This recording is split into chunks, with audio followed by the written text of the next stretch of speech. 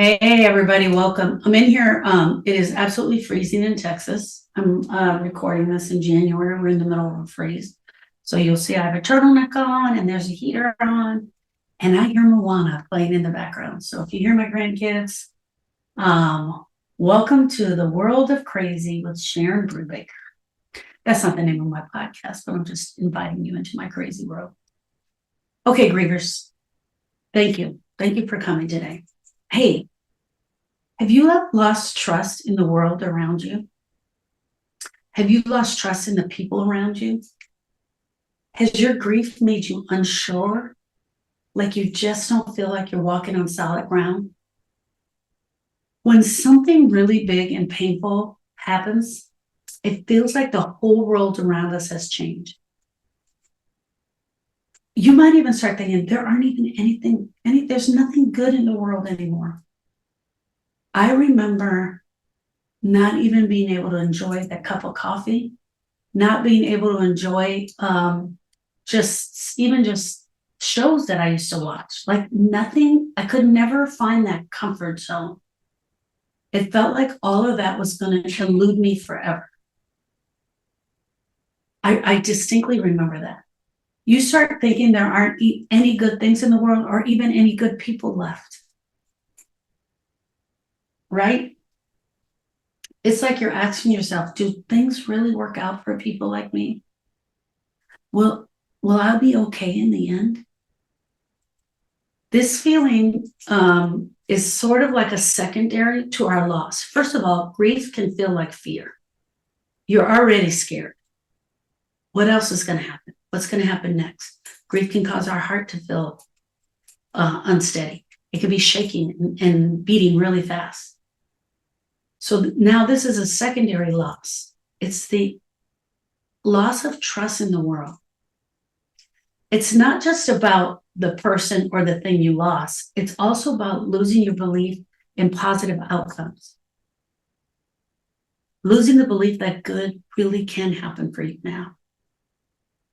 Losing the look into things that we had planned together. Now we're not going to be able to do those. I'm not going to be able to reach this goal on my own. But here's the hard part. Once you know that something or have seen something, you can't just pretend that it didn't happen. Once you've seen that thing, you can't unsee it. Once that loss has happened, we can't rewind it and take it back. You're 100% in this loss of trust and safety. It's tough. And I know it. But here's something important for you to remember. Losing trust doesn't mean that everything is gone forever. It will come back. I promise you this. If you do the work, the trust will come back.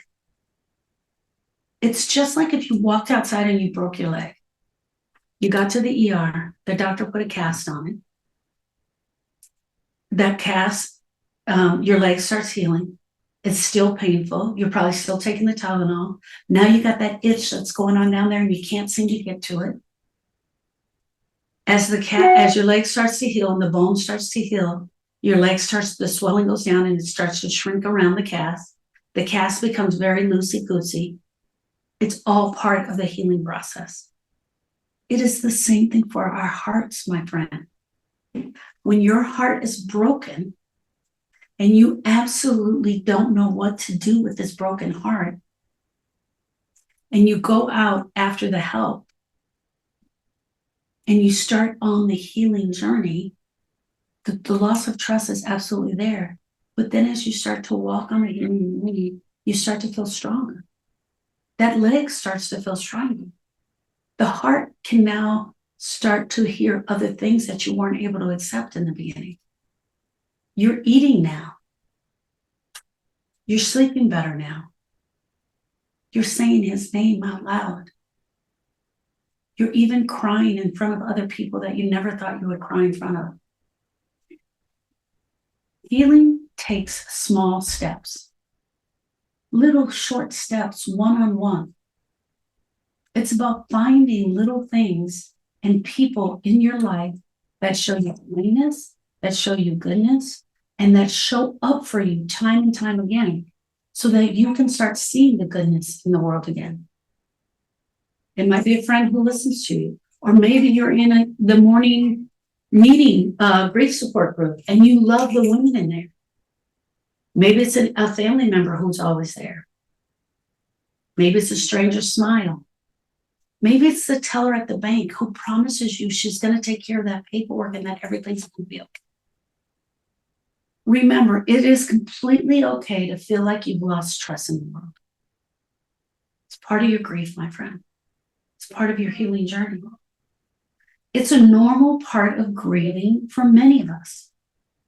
But also keep in mind that it's possible to rebuild the trust that you have lost in the world bit by bit, piece by piece.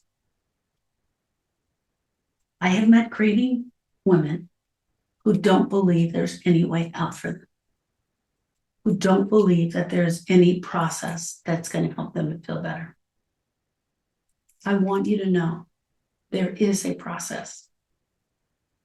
It's completely okay to feel loss of trust in the world. And you will rebuild this. Remember that grief is a journey. It is a healing journey. It is your healing journey. It is your healing journey that you are on, and you get to say who joins this healing journey with you. Until next time, I want you guys to think about what tiny steps can you take, what moments of kindness in your life can you look for that are going to help you in this healing journey. Here's one of the things I want to talk to you about. I want you to download my bio in the link below. And in that bio, you're going to find the free gift, My Griever's Guide. You're going to find access to my Facebook group.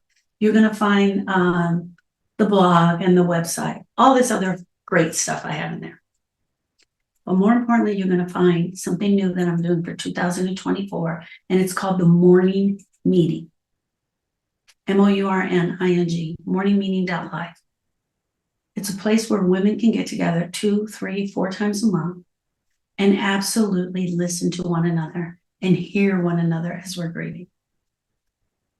Meet the person who's 2 or 3 weeks ahead of you. Meet the woman who's also lost her husband. What is she doing? What is she doing that's working for her? Meet the young lady who's lost her mom, and her mom was her best friend. Meet the young lady who's never known her dad, only to find out that he has died. Meet the young woman who's lost her child to a miscarriage and doesn't know what to do.